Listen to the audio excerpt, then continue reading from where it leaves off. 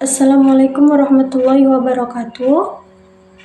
Alhamdulillahirabbil alamin wassalatu wassalamu ala asyrofil anbiya'i wal mursalin wa ala alihi washabihi ajmain. Amma ba'du. Pertama-tama marilah kita ucapkan puji syukur atas kehadirat Allah Subhanahu wa taala yang mana pada hari ini kita telah diberikannya kesehatan, keselamatan serta saya dapat menyelesaikan tugas desain pembelajaran dari dosen pengampu yaitu Buya Dr. Suhardi SPDI MA. Mata pelajaran Sejarah Kebudayaan Islam kelas 4 dengan materi kepribadian Nabi Muhammad SAW. Salawat serta salam marilah kita ucapkan puji syukur kita atas kehadirat Allah Subhanahu wa taala yang mana pada hari ini baiklah, perkenalkan nama saya Sophie Azriani. Saya dari prodi PAIB semester 2. Baiklah, saya akan memaparkan materi saya. Materi yang terdapat yaitu KD, indikator, tujuan materi, dan kuis. Kompetensi dasarnya yaitu mengidentifikasi ciri-ciri kepribadian Nabi Muhammad SAW sebagai rahmat bagi seluruh umat. Baiklah, indikatornya menjelaskan kepedulian Nabi Muhammad SAW terhadap kehidupan sesama, menjelaskan kepribadian Nabi Muhammad SAW dan menyebutkan sifat-sifat mulia Nabi Muhammad SAW. Tujuan pembelajarannya yaitu siswa dapat mampu menjelaskan kepedulian Nabi Muhammad SAW terhadap kehidupan sesama, dan siswa mampu menjelaskan kepribadian Nabi Muhammad SAW serta siswa mampu menyebutkan sifat-sifat mulia Nabi Muhammad SAW. Baik, materinya yaitu nama beliau atau nama Muhammad adalah Muhammad bin Abdullah bin Abdul Muthalib. Namanya adalah Syaibah Ibnu Hashim, namanya adalah Amir bin Abdi. Nama Muhammad adalah yang paling terkenal di antara nama-nama itu. Nama Muhammad adalah yang paling terkenal di antara nama-nama itu. Nama Muhammad disebut 4 kali dalam Al-Quran, yaitu Quran surah Al-Imran, Quran surah Al-Ahzab, Quran surah Muhammad, dan Quran surah Al-Fatih. Adapun nama Ahmad hanya disebutkan 1 kali, yaitu dalam Quran surah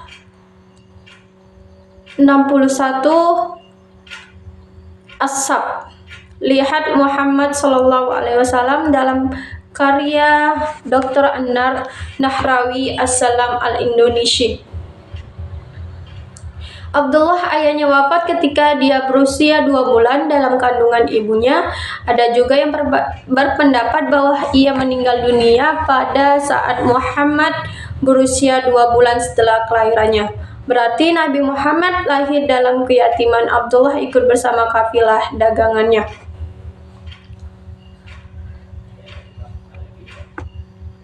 Baiklah, kelahiran Rasulullah. Rasulullah dilahirkan pada hari Senin pagi, yaitu 9 Rabiul Awal tahun Gajah bertepatan dengan tanggal 20 atau 22 April 571 Masehi. Beliau dilahirkan dari suku Quraisy, yaitu suku yang paling terhormat dan terpandang di tengah masyarakat Arab pada waktu itu. Dari suku Quraisy tersebut, beliau berasal dari Bani Hashim, anak suku yang juga paling terhormat di tengah suku Quraisy. Rasulullah lahir dalam keadaan yatim karena bapaknya Abdullah telah meninggal ketika ibunya Aminah mengandungnya dalam usia 2 bulan. Setelah melahirkannya, sang ibu segera membawa bayi tersebut kepada kakeknya atau yang disebut dengan Abdul Muthalib. Betapa gembiranya sang kakek mendengar kelahiran cucunya, lalu dibawanya bayi tersebut ke dalam Ka'bah. dan dia berdoa kepada Allah dan bersyukur kepadanya. Anak tersebut kemudian diberi nama Muhammad, nama yang belum masyarakat Arab waktu itu pada hari ke-7 setelah kelahirannya Rasulullah di Khitan. Kepribadian Nabi Muhammad sebelum menjadi nabi. Sejak awal Allah telah menyiapkan kehidupan Rasulullah agar dapat menanggung misi besar yang akan dihadapi dalam kehidupan umat manusia. Karena itu, di tengah kerusakan yang sangat parah, Rasulullah SAW tidak larut di dalamnya, bahkan beliau menampilkan kepribadian yang sangat menarik hingga diakui semua lapisan masyarakat. Kerusakan akidah pada masa itu tidak sampai menular pada dirinya. Bahkan sejak kecil, hal yang tidak dia sukai adalah penyembahan berhala. Beliau enggan menghadiri upacaranya, bahkan tidak bersedia memakan daging dari hewan yang disembelih atas nama berhala. Kerusakan moral pada saat itu tidak membuatnya terpengaruh. Konvensi Rasulullah SAW lebih suka menyendiri, mengamati manusia dan penciptaan alam yang agung. Kecuali jika dalam hubungan yang wajar dan tidak rusak, maka Rasulullah SAW sangat suka bergaul dengan masyarakat dengan akhlak terpuji. Baik, sebelum penutup, saya akan memberi kuis kepada saudara-saudari. Adapun kuisnya adalah, hal yang paling tidak disukai Rasulullah ialah terkecuali A. Penyembah berhala, B. Mengikuti upacara-upacara berhala, C. Bersolawat. Baik, apakah teman-teman sudah bisa menjawabnya? Jika sudah, saya akhiri dengan,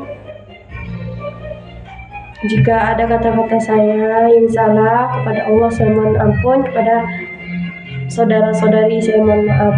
Wabillahi taufiq wal hidayah. Wassalamualaikum warahmatullahi wabarakatuh.